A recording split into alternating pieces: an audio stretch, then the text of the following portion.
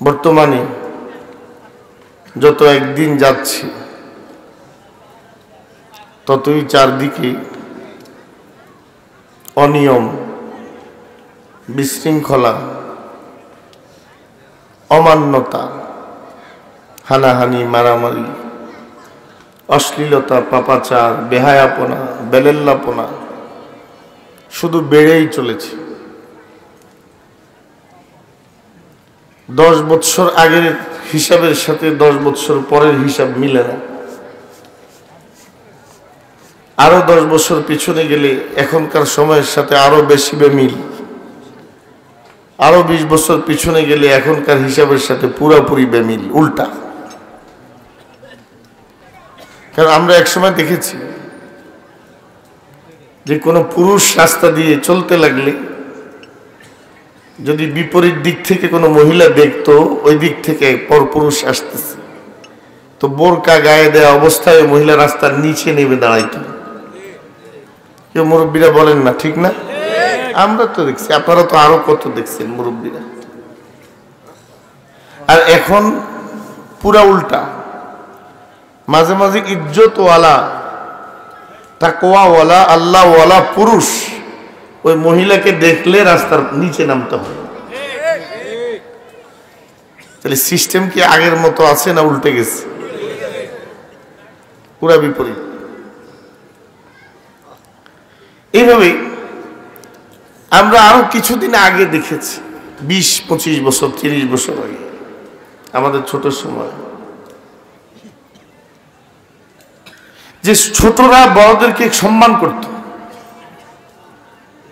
মুরব্বীদের সাথে কখনো তর্ক করার চিন্তাও করত না, এবং মুরব্বীরা যেখানে বসতো ছোটরা সেখানে বসতো না। কিন্তু এখন এই ছোটদের ভয়ে মুরব্বীরা কথাই বলে না, ইজ্জতের ভয়ে। কি বলে ফেলে? ছোট ছোট বাচ্চা মুরব্বীদেরকে ধমক দিয়ে দেয়, আর অনেক সময় গায়েও হাত তোলে। একটু পয়সা টয়সা হয়েছে বা কিছুটা ক্ষমতার গন্ধ পাইছে, বাপের থেকে বড় বয়সী রিক্সাওয়ালা একটু উল্টা পাল্টা হয়েছে, কষায়া থাপ্পড় দিয়ে দিচ্ছে। এরকম ঘটনা আসেনি? আমরা খুব দেখি, রাস্তাঘাটে খুব দেখি। তাহলে আমার কথা হলো, দিন দিন অবস্থা উন্নতি হচ্ছে অবস্থার না অবনতি? আচ্ছা একটু চিন্তা করেন তো, যদি এভাবে আরো 20 বছর চলতে থাকে তখন অবস্থা কোথায় যাবে? যদি আরো 40 বছর এই অবস্থা চলতে থাকে আর বাড়তেই থাকে এই বেয়াদবি, এই অসৌজন্যতা, এই নাফরমানি, এই বেহায়াপনা, অবস্থা কোথায় গিয়ে দাঁড়াবে?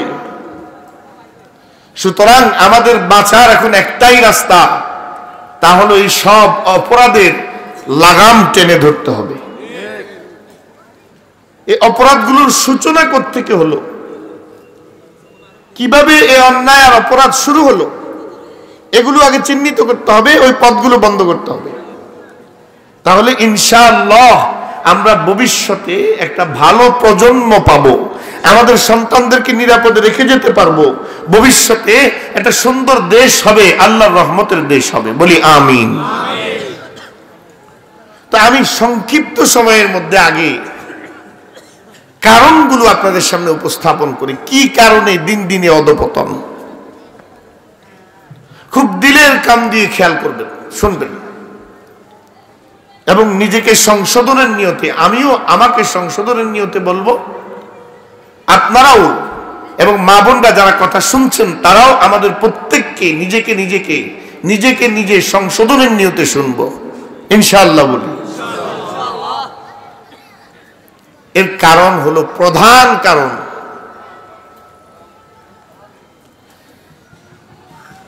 এই দুনিয়াতে বংশ বিস্তার হয় বিয়ে শাদীর দ্বারা। কিসের দ্বারা? তাহলে বিয়ে শাদীর পটভূমি, ভূমিকা তৈরি হয় পাত্র পাত্রী নির্বাচন করার মাধ্যমে। পাত্রীপক্ষ পাত্র নির্বাচন করে আর পাত্রের পক্ষ পাত্রী নির্বাচন করে। যদি পাত্র নির্বাচন সহি হয়, পাত্রী নির্বাচন সহি হয়, বিয়ের তরিকা সহি হয়, সন্তান গর্ভে ধারণ করার পর নিজের চলাফেরা সহি হয়, সন্তান কোলে আসার পর চলাফেরা সহি হয়, সন্তানের জ্ঞান বুদ্ধি আসার পর যদি শিক্ষা দীক্ষা সহি হয়, তাহলে 10 বছরের ভিতরে পুরা দেশের সব বিভাগ সহি হয়ে যাবে। এই কয়টা জিনিস সহি করতে হবে? আমার সাথে বলেন না ভাই, কয়টা জিনিস? 1 নাম্বার, পাত্র পাত্রী সহি নির্বাচন করা। 2, বিয়েটা যে হবে বিয়ের তরিকাটা সহি হওয়া। 3, সন্তান গর্ভে আসলে সহি তরিকায় সন্তানকে গর্ভে ধারণ করা। 4, সন্তান প্রসব করার পর জ্ঞান বুদ্ধি হওয়ার আগ পর্যন্ত সহি তরিকায় লালন পালন করা। আর 5, জ্ঞান বুদ্ধি হওয়ার পর সহি শিক্ষা দেওয়া। কয়টা জিনিস হলো ভাই? আমি এই মোবারকনগরের এই পবিত্র জমিনে বসে আপনাদেরকে ওয়াদা দিচ্ছি, যদি এই 5টি জিনিস সহি হয়, আমাদের ভবিষ্যৎ প্রজন্ম সহি হবে। আমাদের ভবিষ্যৎ প্রজন্মের মধ্যে আব্দুল কাদের জিলানীর মতো সন্তান হবে, ইমাম বুখারীর মতো সন্তান হবে, ইমামে আজম আবু হানিফার মতো ফকিহ হবে, হযরত আবু যর গিফারীর মতো সুফি আল্লাহওয়ালা হবে, সালাউদ্দিন আইয়ুবীর মতো মুজাহিদ হবে, সুলতান মাহমুদ গজনবীর মতো রাষ্ট্র শাসক হবে। যদি এই 5টা জিনিস সহি হয়, আমার সাথে সবাই আবার বলেন, কয়টা জিনিস? 5টা। এবার একটা একটা করে সংক্ষেপে একটু বিশ্লেষণ করি। প্রথমে পাত্রী নির্বাচন করা। দেখেন, এই সরসপুর, আমরা পাঁচরুহি, আমরা তো কাছাকাছি মানুষ, আর সরসপুর ওনাদের পায়ের দুলার বরকতেই আমরা আজকে স্টেজে উঠতে পারছি। এই সরসপুরের উলামায়ে কেরামদের মেহনতের বদৌলতে আজকে আপনাদের সামনে বসার তৌফিক রব্বে কারীম নসিব করেছে। তো এই জায়গায় বসে আমি এই বিষয়টা আজকে আসার সময় মনে মনে চিন্তা করতেছিলাম, এই বিষয়টার উপর কথা বলবো। কারণ সর্বপ্রথম আমার গ্রাম, আমার পার্শ্ববর্তী গ্রাম, আমার আপনজন যাতে একটা সুন্দর ভবিষ্যৎ পায়, তাদের সন্তানগুলো যাতে সুনাগরিক হয়, আল্লাহ ওয়ালা হয়, আল্লাহর প্রিয় বান্দা হয়, তাদের উসিলায় যাতে আল্লাহর আসমান থেকে রহমতের ফয়সালা হয়, কোন রাস্তায় লাভ করতে পারবে, এই বিষয়গুলো এইটা আমার জাতিকে বোঝানো খুব দরকার। আমার কাছে মনে হচ্ছিল এই বিষয়টা নিয়ে কথা বলা। তাহলে সর্বপ্রথম পাত্রী নির্বাচন করা। বলেন ভাই, কি নির্বাচন করা? আল্লাহর হাবিব সাল্লাল্লাহু আলাইহি ওয়াসাল্লাম ইরশাদ করেন, তুনকাহুল মারআতু লিআরবাইন, লিমালিহা ওয়া লিহাসাবিহা ওয়া লিজামালিহা ওয়া লিদীনিহা ফাজফার বিযাতিদ দ্বীন তারিবাত ইয়াদাক। মুত্তাফাকুন আলাইহি। হাদিসটা সহিহ বুখারীতেও আছে, মুসলিমেও আছে। আল্লাহর হাবিব বলেন, সাধারণত সমাজে 4 জিনিস দেখে মেয়েকে বাছাই করা হয়। কয় জিনিস দেখে? 4 জিনিস দেখে পাত্রী বাছাই করা হয়। অনেকে মনে মনে প্রশ্ন করবেন, মনে মনে প্রশ্ন জাগছে যে আমার বয়স এখন 80 বছর, 70 বছর, হুজুর পাত্রী নির্বাচনের ওয়াজ আমার কইরা লাভ কি? আমি কি বিয়ার একটা করুন? অনেকের মনে মনে খেয়াল। কিন্তু না, যিনি 80 বছর বয়সের, ওনার নাতির জন্য পাত্রী নির্বাচন করতে হবে না? কথা বলেন না? যার 50 বছর 40 বছর বয়স, উনি ওনার ছেলের জন্য পাত্রী নির্বাচন করতে হবে না? তাহলে সবার জন্যই শোনা দরকার। আর যে বিয়ে করবে তার নিজের জন্য পাত্রী নির্বাচন করতে হবে না ভাই? তো আল্লাহর হাবিব বলেন 4 জিনিস দেখে বিয়ে হয়। কয় জিনিস দেখে? 4 জিনিস দেখে তোমরা বিয়ে করো। এটা হাদিসের তরজমা না, এটা গলত তরজমা। অনেকে এই তরজমা করে, তোমরা 4টা জিনিস দেখে বিয়ে করো। এটা গলত। সহি তরজমা হলো, সমাজের মধ্যে ইন্নামা তুনকাহুল মারআতু ফিল মুজতামা, সমাজের মধ্যে আদত হলো এই 4টা জিনিস দেখে নারীকে বিয়ে করা হয়। লিমালিহা, মাল দেখে, পয়সা কড়ি কেমন আছে, মেয়ের বাপ কত টাকা বেতন পায়, তাদের কয়টা মিল কারখানা ইন্ডাস্ট্রি আছে, গ্রাম অঞ্চলে হলে কত কত কানি জমিন আছে, আবার ছেলে মেয়ে কয়জন আছে এটাও ভালো করে দেখালো। কারণ যদি মেয়ে 12-14টা হয় তাহলে তো বেচারার ভাগ কইমা দেবে। এর লেগে আগে দেখালো যদি এক মেয়ে শুনে ওই বাড়ির আশপাশ আর ছাড়ে না বিয়ে করার আগ পর্যন্ত। খালি এত সম্পদ তার, একটা মাত্র মেয়ে, আমার ছেলের বিয়ে করাইতে পারলেই হইল, সব সম্পদ তার। কি এই খেয়াল সমাজে আসেনি না? নাই। ইন্নামা তুনকাহুল মারআতু লিআরবাইন, তুনকাহুল মারআতু লিআরবাইন লিমালিহা, মাল দেখি। মোল্লা আলী কারি রহমতুল্লাহ আলাইহি শরহে মিশকাতে নকল করেছে এক রওয়ায়াত সুনানে বাইহাকি থেকে। এই রওয়ায়াতের সনদের মধ্যে একটু অসুবিধা আছে। ওই রওয়ায়াতের মজমুন, মূল কথাটা হলো এই যে মাল দেখে, শুধুমাত্র মাল দেখে, অন্য কিছু না দেখে, শুধু সম্পদ দেখে বিয়ে করবে, আল্লাহ তারা ভিক্ষুক বানিয়ে ছাড়বে। শুধু মাল দেখে যদি বিয়ে করে। আবার আরেক খেয়ালেও মাল দেখে বিয়ে করে।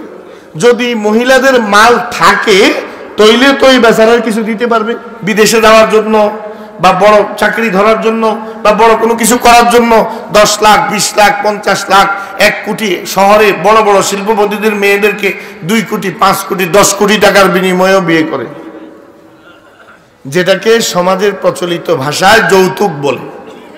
কি বলে ভাই? যৌতুক।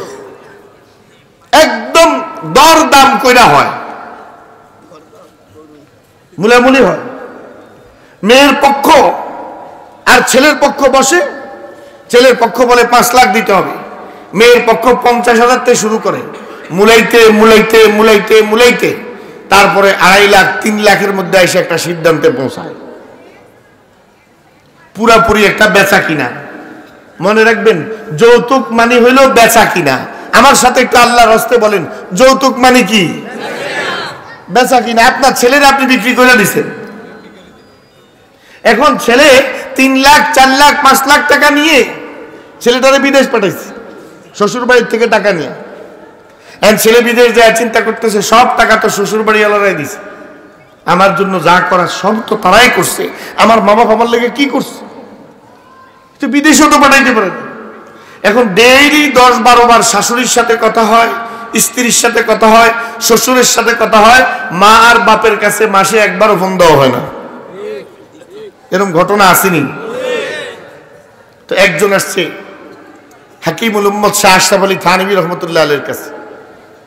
আয়েশা বলতেছেন, হুজুর আমার ছেলে বাইরে থাকে, চিঠিপত্র সব বোর কাছে আর শাশুড়ির কাছে দেয়, আমাদের কাছে কোনো চিঠিপত্র দেয় না, খোঁজ খবর নেয় না।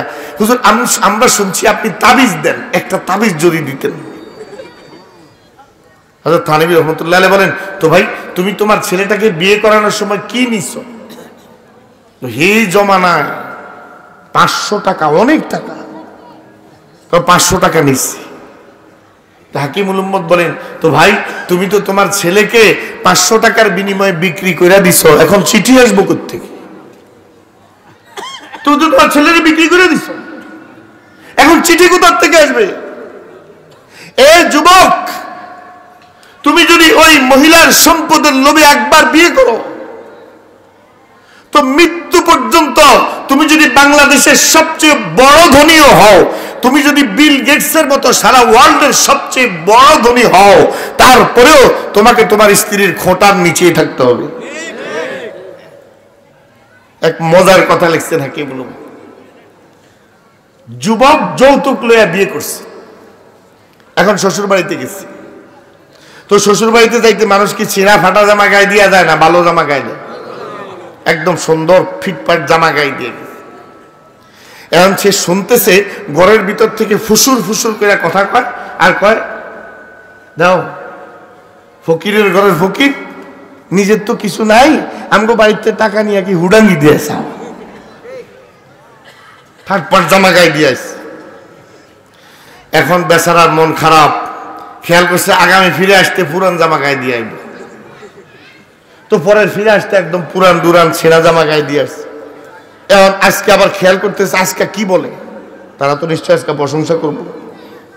এখন কানে আওয়াজ আসতে ফকির ফকিরে থাকে, আরে বেটা তোর কিচ্ছু নাই আর কি, আমগো বাড়িতে যেগুলো নিলি এগুলো দিয়েও একটা জামা গায়ে দিয়ে কিনলি না। চিন্তা করলো কি ভালো জামা গায়ে দিয়ে আসলাম তাও সমালোচনা, পুরান জামা গায়ে দিয়ে আসলাম তাও সমালোচনা। আর ইমাম সাহেবের কাছে হুজুর কি বাড়িতে বিয়ে করলাম, ভালো জামা গায়ে দিয়ে আসছি তাও সমালোচনা, ছেঁড়া জামা গায়ে দিয়ে আসছি তাও সমালোচনা। হুজুর কয় পয়সা লইছিলেন কি শ্বশুর বাড়িতে? কয় সামনে কাপড় ছাড়াই আইও, কারণ তোমার তো হায়া আগের থেকে নাই, তোমার তো শরম আগের থেকেই নেই, তুমি তো পয়সা নিছো। এমনও বেহায়া যুবক সমাজে আছে, একবার পয়সা দিয়া যদি তার ভিতরে লোভটা জাগাইতে পারেন, খালি কয়দিন পরে খোঁজে, কয়দিন পরে খোঁজে, কয়দিন পরে খোঁজে। তো ভাই 1 নাম্বার পাত্রী, সহি পাত্রী বাছাই করা, কথা খেয়াল আছে তো ভাই? 1 নাম্বারে কি পাত্রী বাছাই করা? তো সমাজের মধ্যে 4 জিনিস দেখে সাধারণত বিয়ে করা হয়।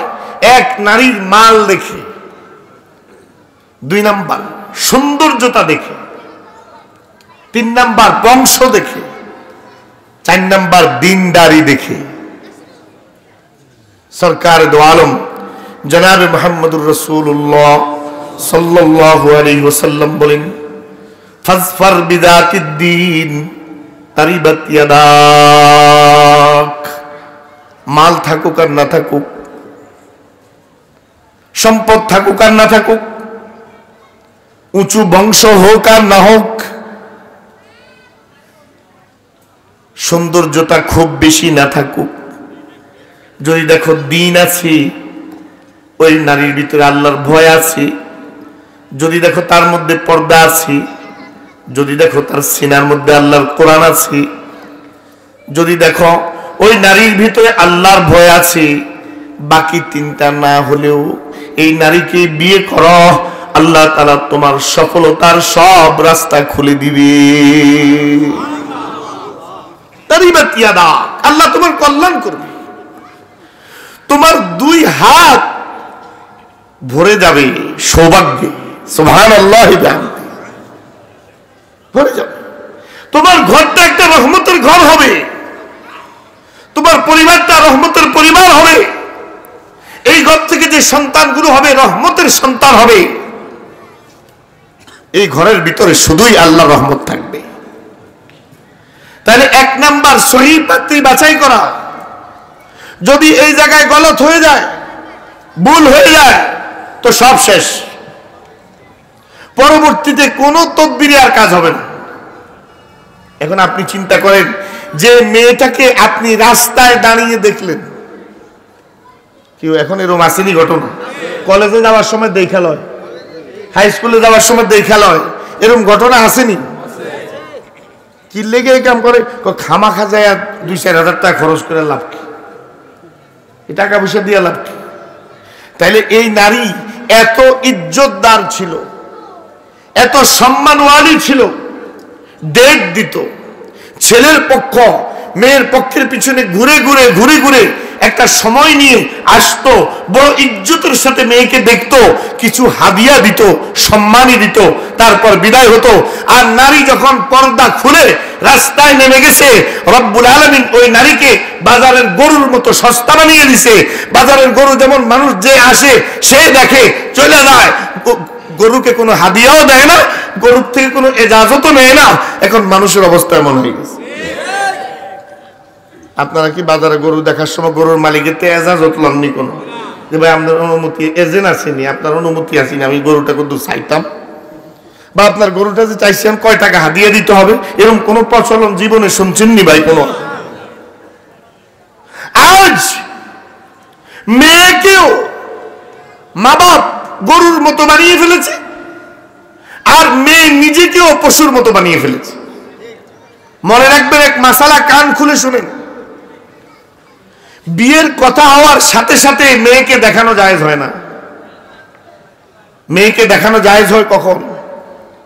বাবুন নজরি ইলাল মাখতুবা, সহিহ বুখারীতেও বাব আছে, মিশকাত শরীফেও অধ্যায় আছে, যে মেয়েকে বিয়ের প্রস্তাব দেয়া হয়েছে তাকে কতটুকু দেখা যাবে, কখন দেখা যাবে, এই শিরোনামের ভিতরে অসংখ্য হাদিস আল্লাহ রাসূল সাল্লাল্লাহু আলাইহি ওয়াসাল্লাম। কখন মেয়েকে দেখাবেন? ছেলের পক্ষ মেয়ের পক্ষ থেকে মেয়ের অবস্থা শুনবে। মেয়ের বাপ বলবে, দেখো আমার মেয়ে এদ্দুর লম্বা, আমার মেয়ে দেখতে এমন, আমার পরিবারের এই অবস্থা, আমার সম্পদের এই অবস্থা, সব সুন্দর করে খুলে বলবে। বলার পর ছেলের পক্ষ যদি বলে, আপনি যেমন বলেছেন যদি বাস্তবে আপনার মেয়ে এমন হয় তাহলে আমি বিয়ে করব। সিদ্ধান্ত বিয়ে করবে। যদি বাপ মেয়ের ব্যাপারে যেমন বলেছে যদি বাস্তবতায় দেখলে এমনই হয় তাহলে অবশ্যই আমি বিয়ে করব। এই সিদ্ধান্ত যখন পাক্কা হবে তখন এই ছেলেকে মেয়ে দেখানো জায়েজ হবে, এর আগে জায়েজ নেই। কিন্তু আমাদের দেশে উল্টা, আগে মেয়ে দেখায় পরে কথা বলে। আরে কথা বলেন না, ঠিক না বেটি? বাজারে আগে গরু দেখায় পরে দামাদামি করে। ও ভাই, হায়াওয়ান গরু দেখানো আর আপনার কলিজার টুকরা মেয়েটারে দেখানো এক কথা না।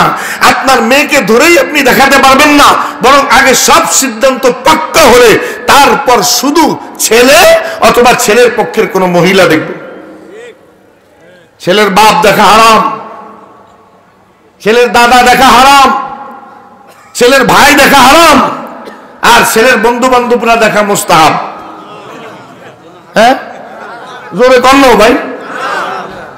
8 জন 10 জন একসাথে বসে বসে মেয়েটার আইনা ঘুরায় তাকে সামনে, চুল বের করে সবাইরে দেখায়, দাঁত বের করে দেখায়, নখ বের করে দেখায়, হাত পায়ের গোছা বের করে দেখায়। একটা গরুকেও বাজারে এভাবে দেখায় না। আশরাফুল মাখলুকাত নবীর উম্মত যে নারীকে রব্বুল আলামিন সর্বোচ্চ মর্যাদা দিয়েছেন সেই নারীকে এখন বাজারের পণ্য বানায় ফেলছে। 8-10 জন মিলে দেখে। ভাই, যতক্ষণ পর্যন্ত এই ছেলের সাথে মেয়েটার বিয়ে হবে না ততক্ষণ পর্যন্ত ওই মেয়ের জন্য ওই ছেলেটা যেমন বেগানা, তার বাপও বেগানা, তার চাচাও বেগানা, তার ভাইও বেগানা, সব বেগানা। তো এই মেয়েটাকে দেখানোর পদ্ধতিটাও গলত, সহি পদ্ধতি না। মেয়ে নির্বাচন করতে গিয়েও গলত। কেউ সম্পদ দেখেই বাস পাগল, কেউ সৌন্দর্যতা দেখেই বাস পাগল, কেউ উঁচা বংশ দেখেই পাগল। কিন্তু সমাজের মধ্যে শতকরা 2%, 3% লোক পাওয়া যায় না যে অন্যগুলো থাক না থাক, দিন থাকলে আমি বিয়ে করব, তার ভিতরে আল্লাহর ভয় থাকলে আমি বিয়ে করব, কোরআন জানলে ওয়ালি হইলে বিয়ে করব। এরকম লোকের সংখ্যা বেশি না কম? তাহলে এবার আপনারা বলেন, পাত্রী নির্বাচন কি সহি হচ্ছে? আমার কথা কয় না কেউ? পাত্রী নির্বাচন কি সহি হচ্ছে? ও যুবক ভাই, যে মেয়েটা চেহারা খুলে চুল খুলে রাস্তায় চলে, তুমি যে মেয়েটাকে বিয়ে করলা, তোমার আগে কত হাজার পুরুষ এই মহিলাকে দেখেছে। আল্লাহর হাবিব জনাবে মুহাম্মদুর রাসূলুল্লাহ সাল্লাল্লাহু আলাইহি ওয়াসাল্লামের ইরশাদ করেন, আল আইনানি তাজনিয়ান ওয়া জিনাহুমা আন-নাযরু। ও আমার ভাই, একটু দিলের কান দিয়ে শুনে খেয়াল করে শুনেন। একজন নারী যদি সরসপুর গ্রাম থেকে বের হয়ে লক্ষণপুর বাজার পর্যন্ত যায়, যদি 100 পুরুষ ওই মহিলাটার দিকে বদ নজরে তাকায়, ওই মহিলা যখন সন্ধ্যাবেলায় ঘরে ফিরে আসবে, সে রাস্তা থেকে 100টা জেনা করে ঘরে ফিরে আসছে। 100টা জেনা সে করছে এবং 100 জন যুবককে সে জেনা করাইছে। ইদা আকবালাত আকবালাত বিফুরুজিহিন্না ওয়া ইদা আদবারাত আদবারাত বিফুরুজিহিন্না ওয়া ফি রাওয়ায়াতিন ইদা আকবালনা আকবালনা বিফুরুজিহিন্না ওয়া ইদা আদবারনা আদবারনা বিফুরুজিহিন্না। ওই মহিলার দেহের যেই জায়গার দিকে তাকাবে, হাতের দিকে তাকাক, পায়ের দিকে তাকাক, পিঠের দিকে তাকাক, শরীরের যে অঙ্গের দিকে পরপুরুষ খারাপ নজরে তাকাক, প্রত্যেক অঙ্গের বিনিময়ে এক একটা জেনা ওই মহিলার আমলনামায় লেখা হবে। এখন যুবক, তুমি চিন্তা করো, একটা বেপরদা মেয়েকে যদি তুমি বাছাই করো, তোমার ঘরে আসার আগে কত লক্ষ জেনা সে করে রাখছে। ভাই, আমার কথা বুঝতেছেন নিও? কোন হিসাব কেউ করতে পারবে? কত লক্ষ জেনা, কত মেথর, কত কুলি, কত ডাকাত, কত চোর, কত লম্পট এই মহিলার দিকে দৃষ্টি দিছে। আল্লাহর হাবিব সাল্লাল্লাহু আলাইহি সাল্লাম বলেন, ইন্নাল আইনা হাক্কুন, চোখের বদ নজর সত্য। কেউ যদি বদ নজর দেয় তাহলে যার দিকে বদ নজর দেয় তার উপর একটা খারাপ আসর পড়ে। আপনারা ছোট বাচ্চারা যখন গায়ে ফোসকা টোসকা ফুটা দেয় তো মুরব্বীরা কয় তার দিকে বদ নজর পড়ছে, পানি পড়া আনে, গোসল করায়। কেউ কথা কন ঠিক না বেটি? তো ভাই ছোট বাচ্চার দিকে বদ নজর দিলে তার শরীরে ফোসকা হয়। এইভাবে বদ নজরওয়ালা কিছু লোক সমাজে আছে, ভয়াবহ অবস্থা। যদি ফলদার কোনো গাছের দিকে তাকায় একবার বাপ রে কয় তো সারছে। হযরত খতিবে আযম হাবিবুল্লাহ মিসবাহ রাহমাতুল্লাহি আলাইহি এটা উপমা দিতেন। হযরত বলতেন, একজনে ধান ক্ষেত করছে, তো ধান ক্ষেতের ভিতরে ধানের থেকে হাওয়া কদম বেশি হয়েছে। ধানের থেকে কি বেশি? তো হাওয়া কদম যদি ধানের থেকে বেশি হয় আর ধান দেখা যায় নিও ভাই, ধানের অবস্থা একেবারে খারাপ। বেচারা হিসাব করে দেখছি হাওয়া কদমটি পরিষ্কার করতে 5-7 জন কামলা লাগবো, অনেক পয়সার ব্যাপার। হঠাৎ তার মাথায় একটা বুদ্ধি আসছে, গ্রামের মধ্যে এক লোক আছে যে যদি একবার বাবারে কইতে হারে তো সব শেষ। খেয়াল করছে আমি আর কামলা টামলা না লইয়া তারে একটু ধরে আনি, আমার ক্ষেতের আইলের মধ্যে দাঁড় করাই দিই, আর তে যদি একবার কইতারে বাবুরে বাবুরে এত হাওয়া কদম তো সব মরে দেবো, আমার আর কামলা টামলা কিছু লাগবে না।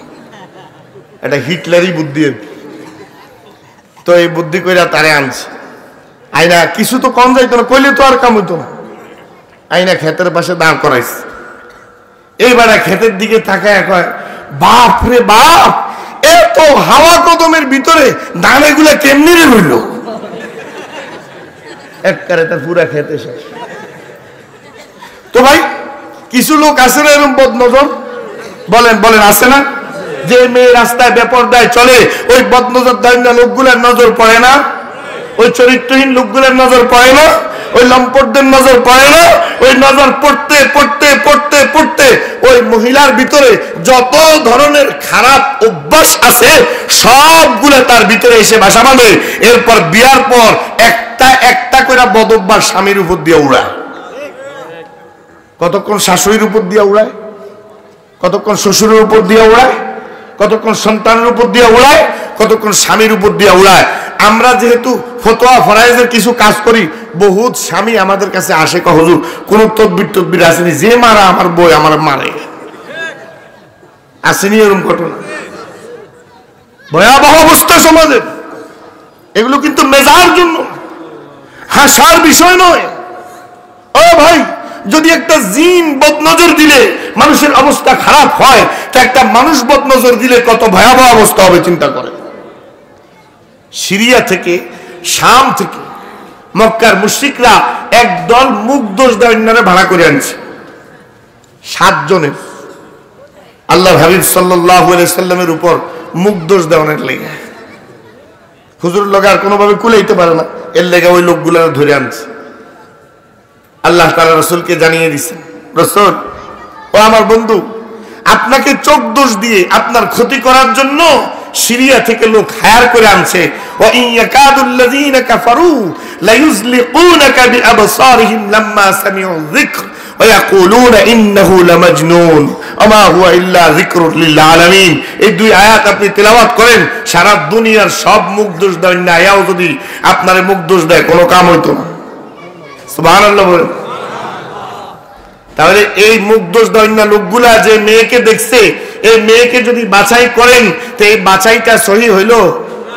কি ভাই কথা বলেন না? যদি শুধু সম্পদ দেখে বাছাই করলেন, ওই পাত্রী বাছাইটা কি সহি হইল?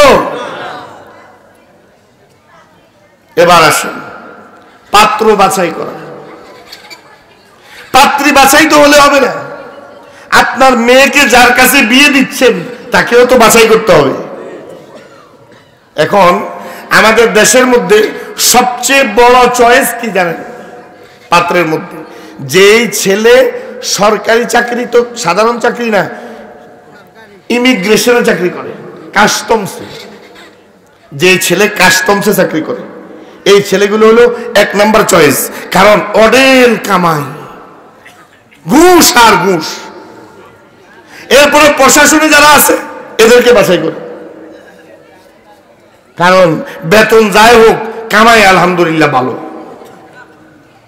একজন পিয়ন, সচিবালয়ের একজন পিয়ন, পত্রিকায় রিপোর্ট আসছে ঢাকায়, গুলশানে, বনানীতে, বাড়িধারায়, উত্তরায় 5টা বাড়ি। পেশা কি? পিয়ন। বলেন না, পেশা কি? পিয়ন। আর ঢাকা শহরে বাড়ি 5টা। দেখেন ভাই, মাঝখানে কিছু কিছু জায়গায় খালি, কিন্তু পিছনে আল্লাহর বান্দারা বসার সুযোগ পাচ্ছে না। একটু মেহরবানি করে যদি আপনারা অল্প অল্প করে একটু আগান, তাহলে আল্লাহর বান্দারা একটু বসার সুযোগ পায়।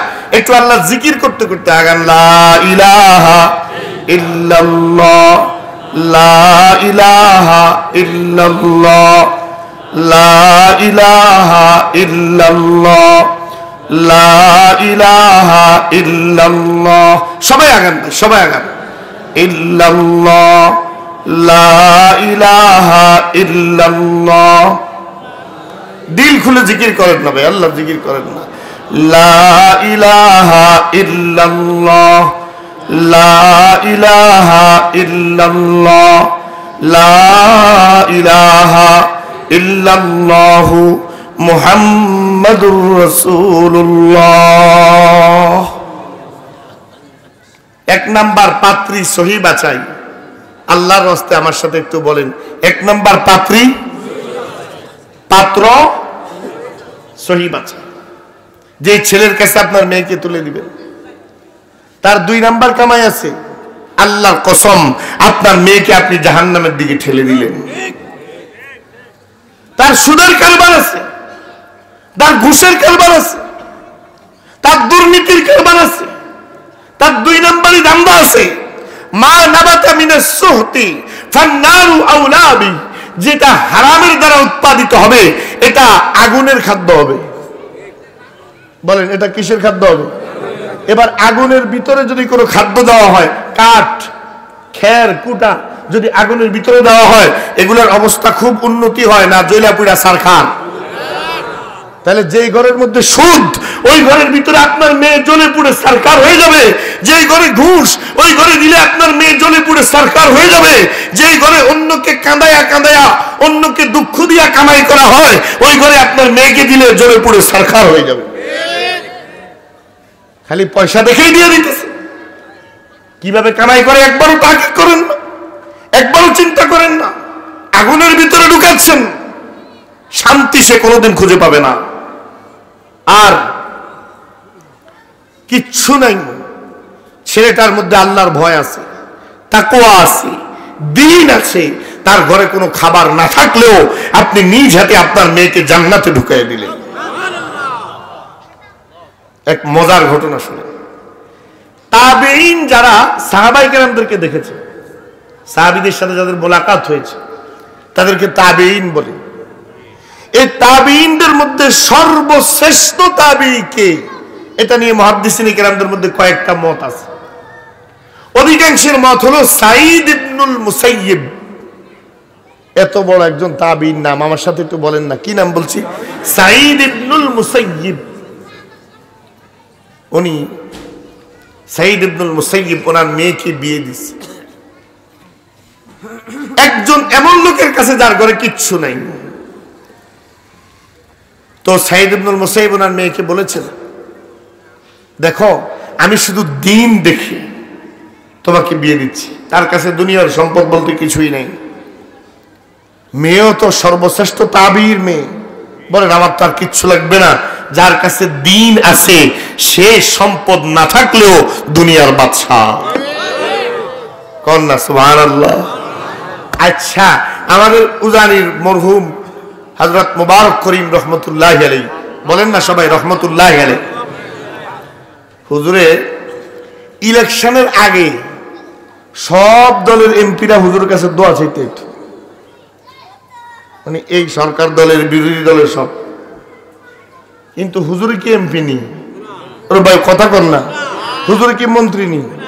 তো এমপি না হইয়াও, মন্ত্রী না হইয়াও যার কাছে এমপি আর মন্ত্রী দেওয়ার জন্য আসে, সে তো আসল বাদশা। আমাদের দেশের মধ্যে একটা সিস্টেম আছে, ইলেকশনের আগে প্রধানমন্ত্রী মানে সরকার দলীয় নেত্রী যে, বিরোধী দলীয় নেত্রী যে, সবাই শাহজালালের মাজারে যায়। কি কথা কর না, যাইয়া পিছার টিচার দেয় আর কি, বাবা এবার তারে না আমার দিকে খেয়াল রেখে, হে এখন না বাবা এবার তারে না আমার দিকে খেয়াল রেখে। এবার এরশাদ কাকা আছে না, মারা গেছে, আল্লাহ বেহেশত নসিব করো, হে এখন না বাবা মহিলা দুইটা বাদ দেন, আমার দিকে খেয়াল। আরেক দল আসে, আরেক দলের প্রধান এসে আরেক কথা, আরেক দলের প্রধান এসে আরেক কথা। কিন্তু শাহজালাল কি বাদশাহ ছিল না? কথা বলেন না। শাহজালাল কি জমিনের বড় বিখ্যাত কোনো শাসক ছিলেন?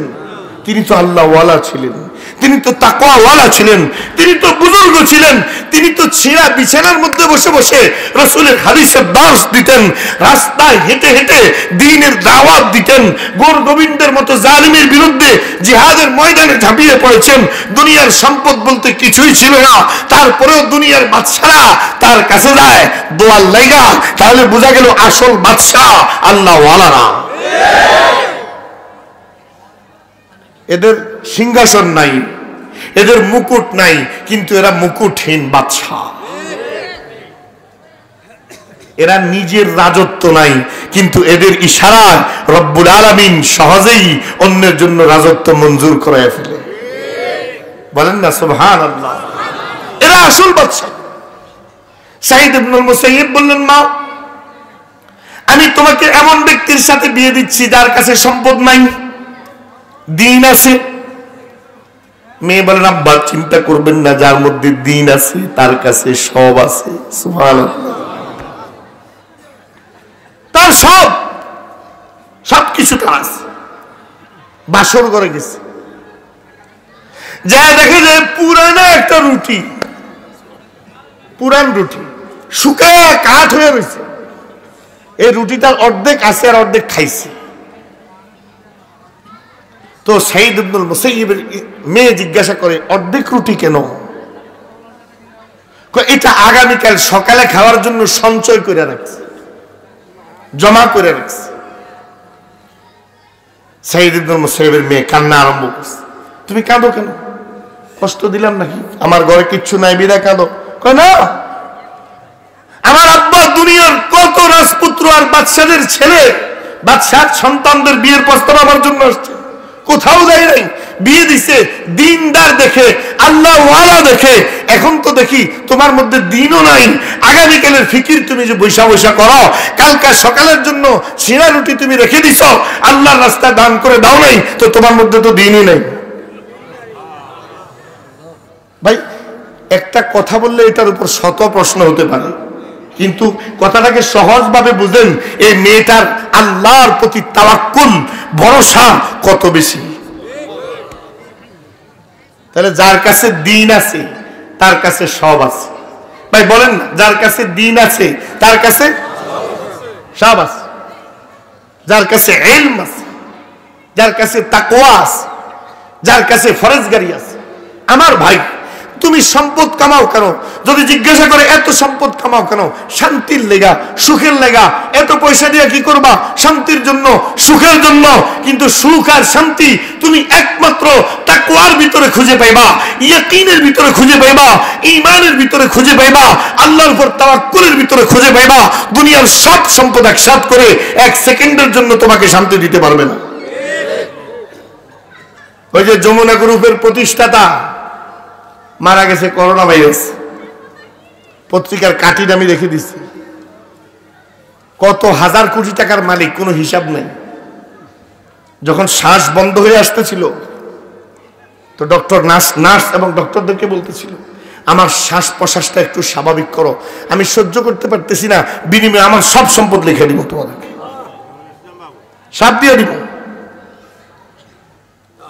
ভাইয়েরা আমার, এত হাজার কোটি টাকা দিয়ে এক সেকেন্ড বেশি নিঃশ্বাসটা চালু রাখা গেছে?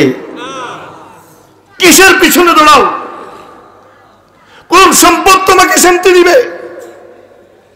কোন আভিজাত্য তোমাকে শান্তি দিবে? শান্তি তো দিতে পারে একমাত্র কে? আল্লাহ। তো তুমি তো সে আল্লাহর উপর ভরসা রাখবা, সে আল্লাহর দিকে মুতাওয়াজ্জু হইবা, শান্তির রাস্তা তোমার জন্য খুলে যাবে। সুবহানাল্লাহ। তো এখন ছেলে রেখে বিয়ে দিছে, পয়সা, ক্ষমতা, পাওয়ার, হালাল না হারাম চিন্তা করে নাই, বাস বিয়ে দিয়ে দিছে। এবার পাত্র বাছাইটা সহি হয়েছে? সবাই কন্যা সহি হয়েছে? এবার মেয়েটাকে যেমনে পাইছে করায় ফেলছে, পাত্রী বাছাইটা কি সহি হয়েছে? বাস জাগাতে গলত।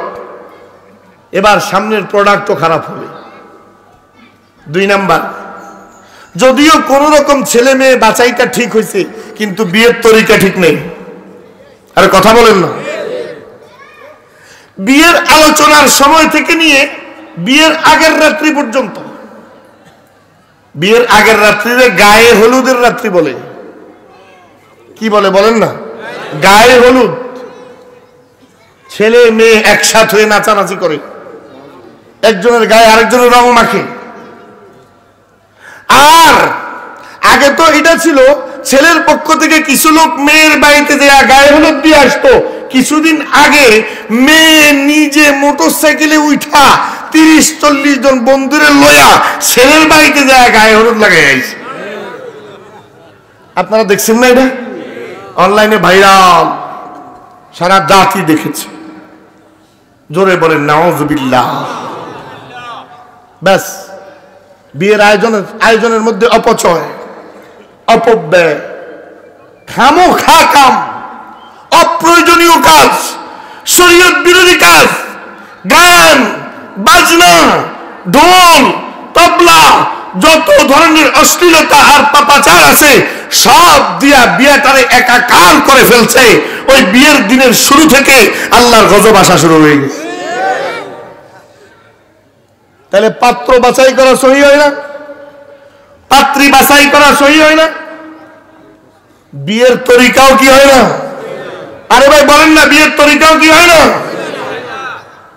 আমি জানি না, আমাদের এদিকে অনেকদিন তো বিয়ের অবস্থা দেখি না। এদিকে মুরাদনগরের ওইদিকে, কুমিল্লা শহরের ওইদিকে বিয়ে হওয়ার আগে একটা গুরুত্বপূর্ণ শর্ত হলো একজন উকিল বাপ ঠিক করা।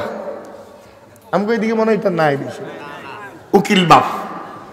আমি এখানে বিয়ে পড়াইছি আরো 10-11 বছর আগে মুরাদনগর, কিন্তু আমি শুনলাম যে আমি বিয়ে পড়ানোর পরে তারা আবার রাত্রে বিয়েটা আবার দৌড়াইয়া পড়াইছে। বিয়ে হয় না তো কি লেগে বিয়ে হয় না? হুজুরে উকিল বাপ ডাকে না। অথচ মেয়ের বাপ উপস্থিত ছিল, ছেলের বাপ উপস্থিত ছিল, ছেলের নিজে উপস্থিত ছিল। আমি তাদেরকে বলেছি আপনারা মেয়ের থেকে এজেন্ট আনছেন? হ্যাঁ আনছি। তারাও সামনে উপস্থিত ছিল। মেয়ের বাপ মেয়ের পক্ষ থেকে ছেলেকে প্রস্তাব দিছে, ছেলে কবুল বলছে, তাও বিয়া হয় নাই। কারণ মেয়ের বাপরে দিয়া বিয়া হইতো না, বিয়া হইব মেয়ের উকিল বাপ দিয়া। এটা হলো উকিল বাপ। আর এই বেটার ছেলে হইল উকিল ভাই, আর এই বেটার মেয়ে হইল উকিল বোন। বা সারা জীবনের জন্য আর আল্লাহর নাফরমানির এক রাস্তা খুলে গেল। তার সাথে দেখা দেয়, তুমি তার সাথে দেখা দিলে কেন? কারে তুমি জানো না উনি আমার উকিল বাপ। এই ছেলের সাথে তুমি দেখা দিলে কেন? কারে সে তো আমার ভাই, উকিল ভাই। ব্যাস আল্লাহর নাফরমানির রাস্তা খুলে গেল। এই ছাড়া সবচেয়ে গুরুত্বপূর্ণ একটা বিষয় হলো বিয়ে শাদী নামে মেয়ের পক্ষের উপর এক বিরাট জুলুম। ছেলের পক্ষ থেকে 200, 300, 400 মেহমান এসে উঠে। এমনও ঘটনা ঘটছে যে মেয়ের পক্ষ ছেলের পক্ষের মেহমানদেরকে খাওয়ানোর জন্য পয়সা নাই, হালের বলদটা বিক্রি করে দিছে, অথবা জমিন বিক্রি করে দিছে, অথবা সুদের উপরে টাকা লইয়া ছেলের পক্ষের মেহমানদেরকে খাওয়াইছে। আল্লাহর রাস্তায় বললেন তো এমন ঘটনা সমাজে আসেনি? হারাম খাইলেন, হারাম। সরকার দো আলম জনাবে মুহাম্মদুর রাসূলুল্লাহ সাল্লাল্লাহু আলাইহি সাল্লাম বিদায় হজের ভাষণে বলে গেছেন, আলা লা ইয়াহিল্লু মালুম বিল মুসলিমিন ইল্লা আন তিবি নফসি। ও আমার উম্মত, আমার শেষ হজের ভাষণটা জীবনের কান খুলে শুনে নাও। আইয়ুহান নাস ইসমাউ কওলি লাআল্লি লা আলকাকুম বাদা আমি হাযা বিহাদাল মাওকিফি আবাদা। ও আমার সাহাবীরা, কান খাড়া করে আমার কথা শুনো। সম্ভবত আরাফার ময়দানে আমি জীবনের শেষবারের জন্য দাঁড়িয়েছি। হয়তো এই জায়গায় তোমাদের সাথে আমার আর কোনোদিন মোলাকাত হবে না। আমার এই শেষ কথাগুলো ভালোভাবে শোনো। খবরদার খবরদার, কোন মুমিন তার অন্তর সাফ করে, অন্তর পরিষ্কার করে, অন্তর খুশি করে যদি তোমাকে কিছু না দেয়, তা তোমার জন্য হালাল না। হালের বলদটা বিক্রি করে যে আপনারে খাওয়াইলো, মনটা খুশি করে খাওয়াইছিনি? সুদের টাকা লইয়া যে খাওয়াইলো, মনটা খুশি করে খাওয়াইছিনি? অন্য থেকে হাওলাত করে যে খাওয়াইলো, মনটা খুশি করে খাওয়াইছিনি? এখন ভাই হালের বলদ গুলো যে বিক্রি করে আপনাদেরকে প্লেটের মধ্যে খানা দিছে, এখন 150 লোক বৈশা বৈশা মুরগির রান সাবাইতে আছেন, ওই বেচারা যেদিকে তাকায় খালি বলদ দেখা যায়, খালি বলদ বেচাতে বৈশা লইছে। মনে কষ্ট যায়নি কোন অন্য? যেদিকে তাকা হা তার বলদের কথা মনে হয়, জামাইরে দেখলো ওই বলদের কথা মনে হয়, কারণ ওই যে বলদ বেচা পয়সা দিচ্ছে। কি ভাই, যেই কারণে যে জিনিস হারায় ওই জিনিসটা দেখলে ওইটা মনে হয় না? হায় হায়, ওই বেচারা তার মেয়েটাকে 20 বছর 18 বছর 17 বছর লেখাপড়া শিক্ষা দিচ্ছে, লালন পালন করে চিরদিনের জন্য তোমার হাতে তুলে দিচ্ছে। তুমি লগে আরো 2 লাখ টাকাও নাও, আরো 200 মেহমানও তার উপরে সহায়তা করে। আল্লাহ তুমি আমাদেরকে এসব জুলুম থেকে হেফাজত করো। তোমার যদি এত মেহমান খাওয়ার খায়েশ থাকে, তোমার বাড়িতে অলিমা হবে, এটা সুন্নত, 10,000 লোক খাওয়াও। কিন্তু মেয়ের বাড়ি থেকে আমরা 300 আমো, এবার মেয়ে আনার কথা তো মেয়ের পক্ষ তো একটু বেশি যায়, আমরা 350 দামো, 50-এর উপরে একজনও আইলে খুঁড়া বাইন গেলাম আর খাওয়াইতে রাজি নেই। অথচ মেয়ের বাড়িতে খাওয়ার শরীয়তের কোনো বিধান নেই, ছেলের বাড়িতে খাওয়ার নাম হইল অলিমা, এটা সুন্নত। তরিকা গলত। সাজসজ্জা রাস্তা থেকে নিয়ে বাড়ি পর্যন্ত বাতি লাগায়, কথা বলেন না ভাই? আর সারা রাত গান বাজনা, সমস্ত তরিকা গলত। তাহলে 1 নাম্বার পাত্র পাত্রী বাছাই করা ভুল, 2 নাম্বার বিয়ের তরিকা ভুল, বলেন না? 2 নাম্বার কি? বিয়ের। 3 নাম্বার খুব সংক্ষেপ করছি, বাচ্চা পেটে আসার পর বাচ্চা প্রসব হওয়া পর্যন্ত এই সময়টা ভুল। কি করে? গান শুনে, বলেন বলেন, সিনেমা দেখে, টেলিভিশন দেখে, নাটক দেখে, সিরিয়াল দেখে, কথা বলেন না ভাই?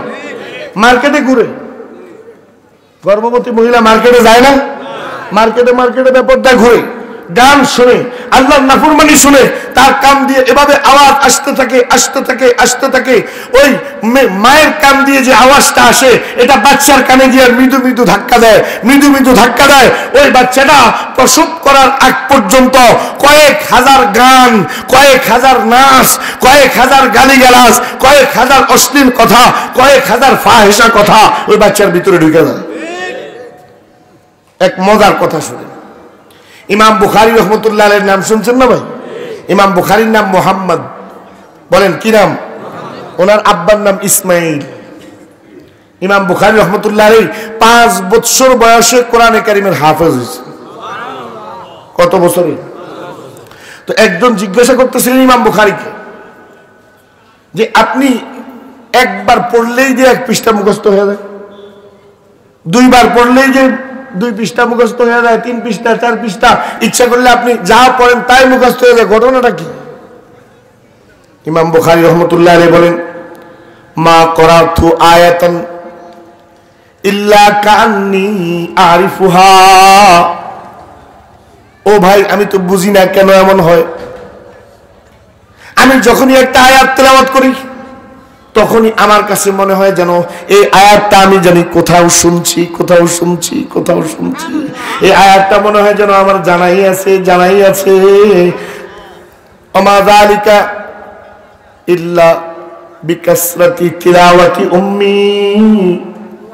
আমার মনে হয় আমাকে পেটে রেখে, আমাকে কোলে রেখে আমার মা যে বেশি বেশি আল্লাহর কালামের তেলাওয়াত করছে, এখন যে আয়াত আমি পড়তে লাগি আমার মনে হয় আয়াত আমি বহুবার শুনেছি বহুবার শুনেছি। সুবহানাল্লাহ। ও ভাইরা, সন্তান মাতৃভাষা শিখে কার মুখ থেকে? একটু আল্লাহর রাস্তায় জোরে বলেন না, মাতৃভাষা শিখে কার মুখ থেকে? আমার মা যদি আরবি ভাষায় কথা বলতো তাহলে আমার ভাষা কি হইতো? আমার আর আপনার মা যদি ইংরেজি ভাষায় কথা বলতো আমাদের ভাষা কি হইতো? ও ভাই, আল্লাহর দোহাই দিয়ে একটা কথা বলি, দিল দিয়া শুনে নিজের বিবেককে প্রশ্ন করেন। মায়ের মুখ থেকে শুনে যদি সন্তান ভাষা শিখতে পারে, মায়ের মুখ থেকে আল্লাহর কালামের তেলাওয়াত শুনে সন্তান কি তেলাওয়াত শিখবে না? ওর কথা বলেন না। মায়ের মুখ থেকে আল্লাহ জিকির শুনে সন্তান কি জিকির শিখবে না? মায়ের মুখ থেকে দুরূদ শরীফ শুনে সন্তান কি দুরূদ শরীফ শিখবে না? ও আমার ভাই, ওই 3 নাম্বার হলো মা পেটের মধ্যে সন্তানটা রেখে ওই প্রসব করার আগ পর্যন্ত এই তরিকাটাও গলত। সহিভাবে সন্তানটাকে টেক কেয়ার করে না। এই বাচ্চাটা পেটে থাকা অবস্থায় মায়ের উচিত বেশি বেশি আল্লাহর জিকির করা, মায়ের উচিত বেশি বেশি আল্লাহর কালামের তিলাওয়াত করা, মায়ের উচিত নিজেকে ভালোভাবে হেফাজত করে রাখা, পর্দার ভিতরে রাখা। মায়ের উচিত এই বাচ্চাটার নিরাপত্তার জন্য, বাচ্চাটার হেফাজতের জন্য বেশি বেশি আল্লাহর কাছে দোয়া করতে থাকা। কোনোটাই করে না, কোনোটাই করে না। খালি গান বাজনা, নাচ, সিনেমা, নাটক এগুলো দেখে দেখে সময় কাটায়। কেমনে আমাদের প্রজন্ম ভালো হবে, কেমনে সন্তানগুলোর আখলাক তৈরি হবে? এরা তো মায়ের পেটে থাকতে কয়েক হাজার গান শুনে আসছে, নাচ শুনে আসছে, ডিসুম ডিসুম শুনে আসছে, ঠিক না বেটি? এই তৃতীয় কথা গেল। চতুর্থ কথা, এই সন্তানটা মায়ের কোলে আসার পর জ্ঞান বুদ্ধি হওয়ার আগ পর্যন্ত এই লালন পালনের তরিকাটাও গলত। সন্তান যখন মায়ের কোলে থাকে, মা ঠোঁট নাড়ে কিভাবে? সন্তান ওইদিকে তাকায় থাকে। আল্লাহর রাস্তে বলেন না ভাই, সন্তান তাকায় থাকে, বলেন না। মা ঠোঁট কিভাবে নড়ে? সন্তান তাকায় থাকে। মা কি করে? সন্তান তাকায় থাকে। মা যদি একটা শব্দ খারাপ বলে, সন্তান এটারে আস্তে আস্তে ঠোঁট নাড়া নাড়া মাস্ক করে। এক একটা গালি যদি মায়ের মুখ দিয়া বাইর হয়, তো সন্তান এটারে ভালো করে মুখস্থ করে। কয়েকদিন পরে যখন আস্তে আস্তে কথা সরে, এত বড় একটা সারছে। এখন মায় কয় বাপেরে এটা কি? বাপে কয় এটা কি? কি করলো এই বাচ্চা? এটা কিন্তু এই বাচ্চাটা বুঝছিনি এটা যে গালি। আরে কথা বলে না, বুঝছিনি। কার থেকে শিখলো? খবরদার। হযরত ইমাম ইবনে সিরিন রাহমাতুল্লাহি আলাইহি বলেন, তুমি তোমার বাচ্চাকে কোনোদিন ফাসিকের কোলে দিবা না। তুমি তোমার বাচ্চাকে কোনোদিন আল্লাহর নাফরমান, আল্লাহর সাথে নাফরমানি করে এমন ব্যক্তির চেহারা দেখাইবা না। তুমি তোমার বাচ্চাকে অশ্লীল ফাহিশা কথা যেখানে হয় ওই পরিবেশে রাখবা।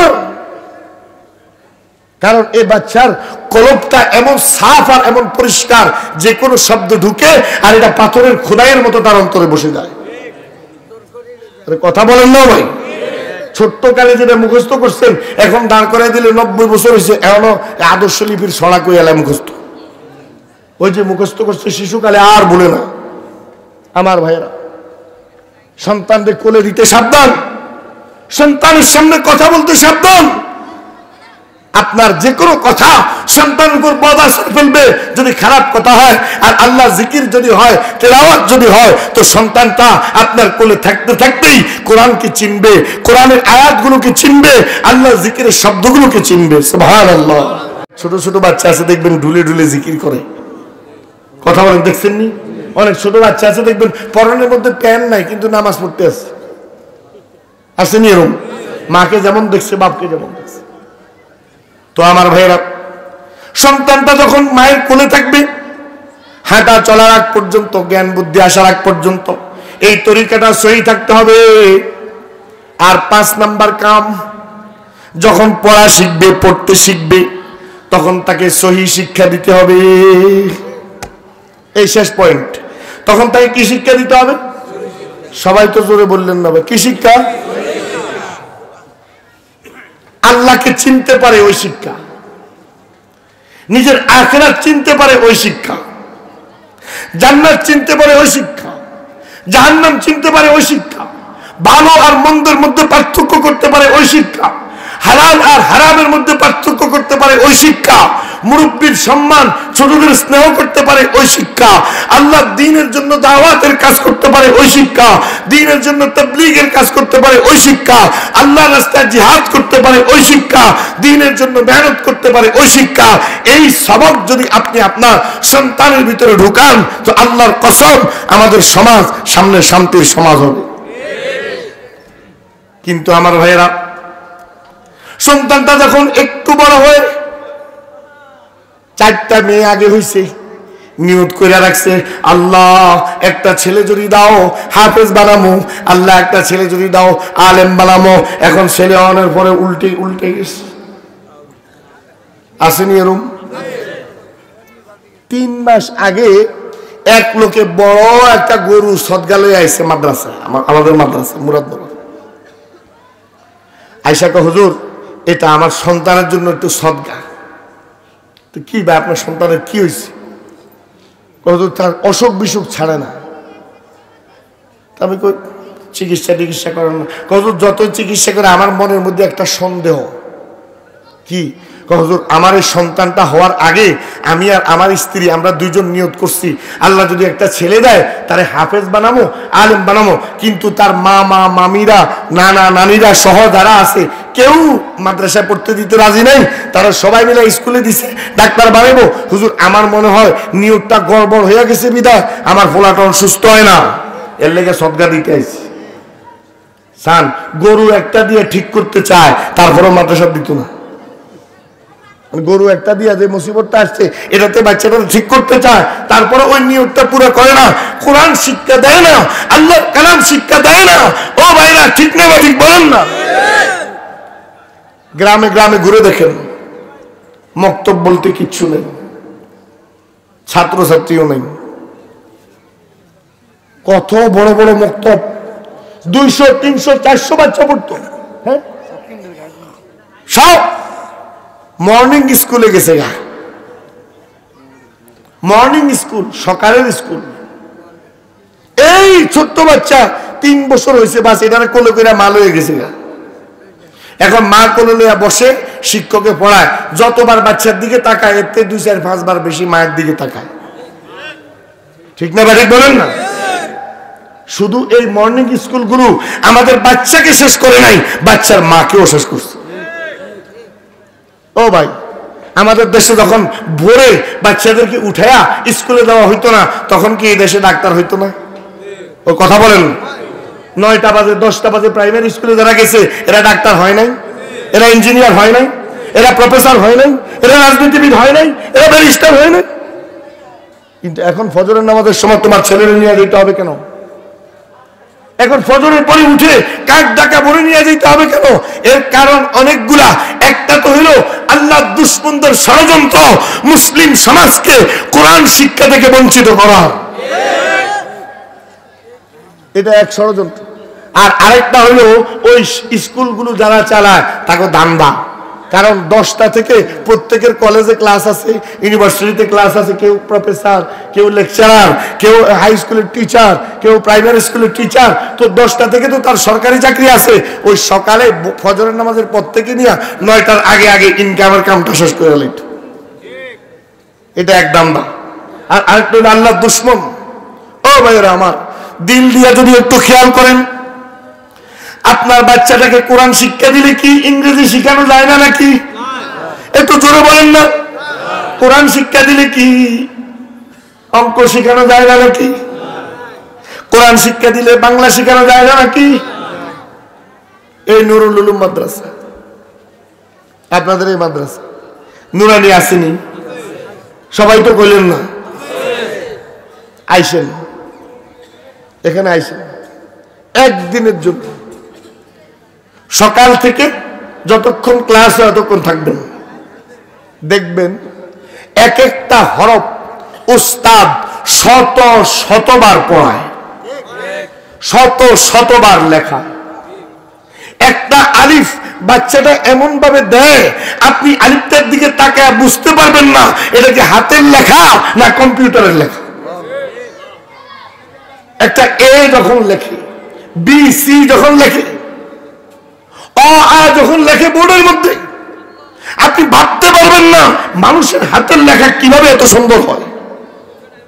কেমনে হয়, কি কারণে হয়? কারণ ওই ক্লাস টিচার যিনি ক্লাস করাইতেছেন, ওই আরবি পড়াইতেছেন, আলিফ আলিফ আলিফ হাজার হাজার বার পড়াইতেছেন, ওই বাচ্চা হাজার হাজার বার পড়তেছে কেমনে আলিফটা লিখতে হবে, কেমনে কলম ধরতে হবে, কেমনে টান দিতে হবে দেখা দেয়। তারপর একজন একজন বাচ্চার কাছে গিয়ে আঙ্গুল ধরে ধরে দেখা দেয় এভাবে লিখতে হবে, এভাবে লিখতে হবে, এভাবে লিখতে হবে। আল্লাহর কসম দুনিয়ার কোন কিন্ডারগার্টেন বাচ্চাদেরকে এত সুন্দর লেখা উপহার দিতে পারবে না। কারণ একটা হলো পেশাদারি, একটা হলো কমার্শিয়াল ব্যবসার চিন্তা, আর আরেকটা হলো আল্লাহর সন্তুষ্টি অর্জনের চিন্তা। ওই নুরানি বিভাগে যে শিক্ষকগুলো পড়ায়, একবার যদি এসে দেখতেন আমার হয়ে আমাদের যে ছাত্রগুলো নুরানিতে পড়াইতে যায়, 1 মাস 2 মাস পরে 15 দিন পরে ফোন দেয়, গলা দিয়া কথা আসে না। প্রায় ছাত্র, হুজুর আমি চাকরি করতাম না, হুজুর আমি খেদমত করতাম না, আমি মরে যাবো, আমার গলা ফুলে গেছে, গলার আওয়াজ বন্ধ হয়ে গেছে। তো সান্ত্বনা দেই, বাবা যে মালিক তোমার এই গলার স্বর দিয়েছে, গলা দিয়েছে, তুমি তো এই গলা দিয়ে সেই মালিকের কালামই শিখাইতেছ। একটু সবর করো, আস্তে আস্তে অভ্যাস হয়ে যাবে, আস্তে আস্তে অভ্যাস হয়ে যাবে। আমার ভাই 6,000 টাকা, 7,000 টাকা, 8,000 টাকা ওই শিক্ষকের বেতন, কোনো প্রাইভেটও নাই। নুরানি মাদ্রাসা তো প্রাইভেটের সিস্টেমে নাই। সন্ধ্যাবেলা আসা উস্তাদের কাছে পড়া দাও, কোনো পয়সা নাই। সকালে আসা উস্তাদের কাছে পড়া, কোনো পয়সা নেই। এই 6-7 হাজার টাকা বেতন দিয়া কত কষ্ট করে করে উস্তাদরা চলে, কিন্তু রব্বুল আলামিনের সন্তুষ্টির জন্য সকাল থেকে সন্ধ্যা, সন্ধ্যা থেকে সকাল, সারাক্ষণ এই বাচ্চাগুলোর ফিকির। এদেরকে গোসলও করায় উস্তাদ নিগরানি করা, পোশাকও পরায় উস্তাদ নিগরানি করা, পড়াও শিখায়। এরা দুষ্টামি করলে এদেরকে কখনো নরমে গরমে নিজের সন্তানের মতো টেক কেয়ার করে বুঝায়া বুঝায়া মানুষ বানিয়ে মা বাপের কোলের মধ্যে ফিরাইয়া দেয়। যে মূর্খ বাচ্চাটাকে, অবুঝ বাচ্চাটাকে উস্তাদের কাছে দিছে, মা বাবার কাছে ফিরে এসে ওই বাচ্চাটা সূরা ইয়াসিন মুখস্থ করে এলায়। কন্যা সুবহানাল্লাহ। ও বাপ, ও মা, তুমি তো আজ তোমার সন্তান যখন সূরা ইয়াসিন মুখস্থ করে ঘরে আসছে, তুমি মনে করো তোমার মৃত্যুর যন্ত্রণা আসান হয়ে গেছে। জোরে বলেন না সুবহানাল্লাহ। ইকরাউ ইয়াসিন আলা মাউতাকুম, আল্লাহ হাবিব বলেন তোমরা সূরা ইয়াসিন মৃত্যুর পর যাত্রীর সামনে বসে তেলাওয়াত করো। ফাইন্নাহা তুখাফফিফুস সাকারাত ওয়া ফি রাওয়ায়াতিন ফাইন্নাহা তুখাফফিফুল মাউত। এই সূরা ইয়াসিন মৃত্যু যন্ত্রণাকে আসান করে দেয়। তা আপনার বাচ্চা সূরা ইয়াসিন শিখে আসছে, বাপ সন্তানকে হাতে নিয়ে বাজারে যাইতেছে, হঠাৎ করে বাপ স্ট্রোক করে রাস্তার কাছে পড়ে গেছে, তল পাইতেছে, আর ওই বাচ্চার কাছে কোরআন শরীফ নাই, কিন্তু সূরা ইয়াসিন যে মুখস্থ করে লইছে, বিসমিল্লাহ পড়া শুরু করছে, এক মুমিন পড়ার আগে আগে বাপের আরামের মওত নসিব হয়ে গেছে। এটাই না কিসমতওয়ালা বাপ? কেউ কথা বলেন না ভাই? এটাই না সৌভাগ্যবান বাপ? আমার ভাইয়েরা, এই মাদ্রাসাটার নাম মাদ্রাসাতুন নূরুল উলুম। কি নাম? জোরে বলেন না কি নাম? ইলমের নূর, উলুমের নূর। নূর মানে আলো, এই কোরআন মানে নূর, আল্লাহর হাবিবের সুন্নাহ মানে নূর, এই সূরা ইয়াসিন মানে নূর, এই সূরা আর রহমান মানে নূর, এই সূরা মুলক মানে নূর, এই সূরা ওয়াকিয়া মানে নূর। এই যে মাসালাগুলো শিখছে আপনার বাচ্চা, 2 রাকাত নামাজে 60টি মাসালা শিখছে। আমার ভাইয়েরা, আপনার বাচ্চাটা কোরআন শরীফ তেলাওয়াত করা শিখছে, বাংলাও শিখছে, অঙ্কও শিখছে, ইংরেজিও শিখছে, সাথে সাথে আল্লাহর কালামও শিখছে। ক্লাস 3-4 পর্যন্ত স্কুলে যা পড়ায় পুরা সিলেবাস শিখছে, কোরআনও শেখা হলো, দুনিয়াবি ইলম যদ্দূর দরকার এটাও শেখা হলো। তারপরেও মুসলমানদের ভালো লাগে না, কারণ সন্তানের মাথার মধ্যে টুপি দেখতে ভালো লাগে না, সন্তানের গায়ের মধ্যে পাঞ্জাবি দেখতে ভালো লাগে না, সন্তানকে মাদ্রাসায় দিলে আর ভালো লাগে না, সন্তানকে নিয়ে খালি দুনিয়ার ফিকির, দুনিয়ার ফিকির, দুনিয়ার ফিকির। আল্লাহর কসম, যদি আপনার বাচ্চার ভিতরে আল্লাহর নূর ঢুকায় না দেন, আল্লাহর কালামের নূর ঢুকায় না দেন, আল্লাহর নবীর সুন্নাহর নূর ঢুকায় না দেন, এই বাচ্চার ভিতরে গুনার অন্ধকার বাসা বাঁধবে, মা বাপের নাফরমানির অন্ধকার বাসা বাঁধবে, চুরির অন্ধকার বাসা বাঁধবে, দুর্নীতির অন্ধকার বাসা বাঁধবে। এই সন্তানকে সর্বোচ্চ শিক্ষায় শিক্ষিত করার পর তার ভিতরে অন্ধকার থাকার কারণে নিজের মা বাপকে দেখতে পাবে না, মা বাপের মর্যাদা দেখতে পাবে না, মা বাপকে ইজ্জত এহতারাম করাও দেখতে পাবে। আপনারা বলেন তো ভাই, সাহাবায়ে কেরামের জমানায় দুর্নীতি আসিল নি? জোরে কইেন। চুরি আসিল নি? ডাকাতি আসিল নি? কেন? এই আরবরাই তো সবচেয়ে বড় চোরের দল আছিল। তাদের প্রধান পেশা ছিল হাজী সাহেবদের সম্পদ লুট করে খাওয়া। মক্কা মুকাররমার দিকে হাজিরা আসতো, হারামের সীমানায় ঢুকার আগে আগে রাস্তায় ধরে কাফেলা লুট করে এগুলো দিয়া খাইতো। বিভিন্ন দেশে এলাকায় লুট, চুরি, ডাকাতি তাদের পেশা ছিল। জিনা, ব্যভিচার, শরাব তাদের অভ্যাস ছিল।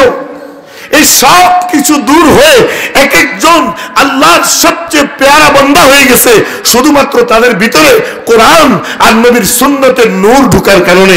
যদি কন্যা ঠিক না বলেন, আপনার এই বাচ্চাটা যদি এখানে দেন, পড়তে দেন, আমি আপনাদেরকে ওয়াদা দিতে পারি এই বাচ্চাটা শুধু নুরানি তৃতীয় জমাতটা পড়লে বাইতুল মুকাররমে দাঁড়ায় ইমামতি করতে পারবে, জাতীয় মসজিদে ঈদের নামাজ পড়াইতে পারবে। আর যদি নুরানি না পড়েন না, একজন ঈদগার মধ্যে ঈদের নামাজ পড়াইতে দেন, দিছেন ঈদের নামাজ পড়াইতে, হেতে জানাজা ভরাই দিছে। কারণ জানাজার মধ্যে হাত উঠায় না, ঈদের নামাজে কি উঠায় বলেন? হাত ওঠে না তাকবীরে। বেচারার এটা খেয়াল নাই। সালাউদ্দিন বাইতুল মুকাররমের খতিব, অধ্যাপক, প্রিন্সিপাল, প্রফেসর, কিন্তু পড়াইতে দিছি ঈদের নামাজ, পড়াইছে কি এর নামাজ? জানাজান। কিন্তু নুরানি তৃতীয় জামাত পড়ে গেছে। এই বাচ্চাটারে রাষ্ট্রপতির সামনে দাঁড়ায় দেন, রাষ্ট্রপতির বাপের সহ নামাজ শিখিয়ে দিতে পারবে। এই জাতির মুক্তির জন্য, এই জাতিকে দুর্নীতি থেকে মুক্ত করার জন্য, চুরি ডাকাতি থেকে মুক্ত করার জন্য এই মাদ্রাসাগুলোর প্রসার এগুলোকে টিকিয়ে রাখা সবচেয়ে গুরুত্বপূর্ণ কাজ। কারণ আমি আল্লাহকে সাক্ষী রেখে বলতে পারবো, 1971 সালে আমাদের স্বাধীনতা অর্জিত হওয়ার পর থেকে আজ পর্যন্ত কোন রাষ্ট্রীয় সম্পদ চুরির অপরাধে কোন আলেমকে অপরাধী সাব্যস্ত করা যায় নাই। জোরে কন্যা ঠিক না বলি? কোন আলেম রাস্তা লুইটা খায় নাই, বরং আলেমরা ওই নুরানি মাদ্রাসাতে এই সবক দেয়, ইমাতাতুল আযা আনিত তরিক, তুমি রাস্তা থেকে কষ্টদায়ক বস্তু সরিয়ে দেওয়া সবচেয়ে বড় ইবাদত। ঈমানের শাখাগুলোর মধ্যে একটা শাখা। যদি তুমি রাস্তা থেকে কষ্টদায়ক বস্তু সরিয়ে দাও, আল্লাহ তাআলা কিয়ামতের দিন জান্নাতের রাস্তা থেকে সব প্রতিবন্ধকতা বাধা সরাইয়া দিবে। সুবহানাল্লাহ। এই মাদ্রাসাগুলা সবচেয়ে বেশি জরুরি, কারণ এগুলোতে ওই শিক্ষা দেওয়া হয় যে শিক্ষা সাহাবায়ে কেরাম নিয়েছিলেন, ওই শিক্ষা দেওয়া হয় যে শিক্ষা তাবিঈনরা নিয়েছিলেন, ওই শিক্ষা দেওয়া হয় যে শিক্ষা তাবিঈনরা নিয়েছিলেন। তারা যেমন সোনালী পৃথিবী উপহার দিয়েছে, ভবিষ্যতে আমাদের দেশও সোনালী দেশে পরিণত হবে যদি এই মাদ্রাসা শিক্ষার প্রসার বেশি হয়।